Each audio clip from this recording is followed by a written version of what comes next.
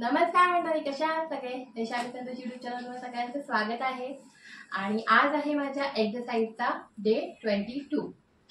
ते 30 दिवस आहे, त्याच्यामध्ये 22 डे आज माझा कंप्लीट होतील. आता थोडे दिवस राहिले माझे एक्सरसाइजचं जे चॅलेंज घेतलेलं आहे ते कंप्लीट होणार आहे. तर आता मी दाखवते की आज काय काय एक्सरसाइज करणार आहे. ते आता सुरू करते एक्सरसाइज.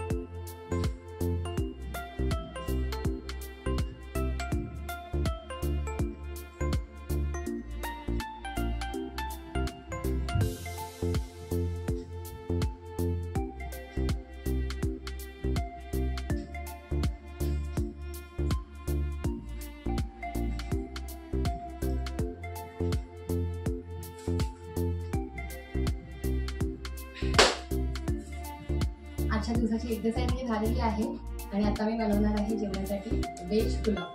तर आता मी तुम्हाला ते थोडक्यात दाखवणार आहे मी कसा बनवणार आहे व्हेज पुलाव ते. तर आता आमच्या किचनमध्ये आता इथे मी कढई चांगली तापवून घेतलेली आहे. नंतर त्यात राईचं तेल घेतलेलं आहे. त्यात कढीपत्ता, लसूण, तमालपत्र, दालचिनी, एकच बादियान, एकच लवंग, 4-5 काळी मिरी असे एकदम थोडेसे अख्खे गरम मसाले तेलात परतवून घेतले आहेत. नंतर त्यात 2 कांदे तेलात भाजून घेतले. नंतर त्यात परतवी, गाजर, हिरवा वाटाणा टाकून 5 मिनिटं ह्या भाज्या शिजवून घेतल्या आहेत. नंतर त्यात बासमती राईस धुवून घेतला आहे आणि त्यात जेवढा आपण तांदूळ घेतला आहे त्याच्या दुपटीने आपण इथे पाणी घेतलेले आहे.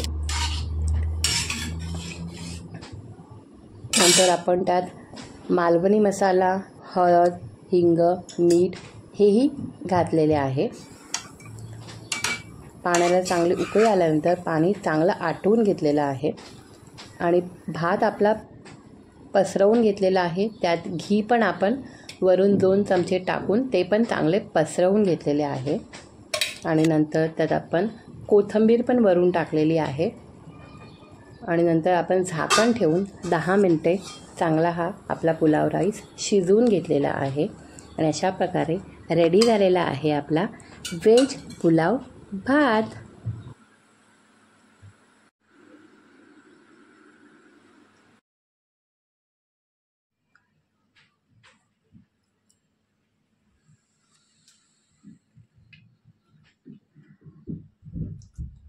खूपच टेस्टी झालेला आहे.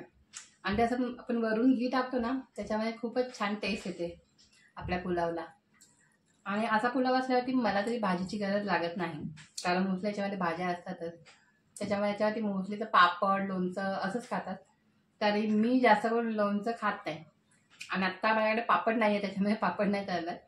तर आता मी असंच खाणार आहे पुलाव. तर तुम्हाला कसे वाटतात आमचे व्हिडिओ हे नक्की आम्हाला कमेंट करून सांगा. आणि व्हिडिओ आवडला तर व्हिडिओला लाईक करा. आणि चॅनलवर कोणी नवीन असेल चॅनल सबस्क्राईब करा. आणि असे आम्हाला सपोर्ट करत राहा. आणि हा व्हिडिओ पाहिला तर मनापासून सगळ्यांचे धन्यवाद. Thank you so much. Bye. Good night.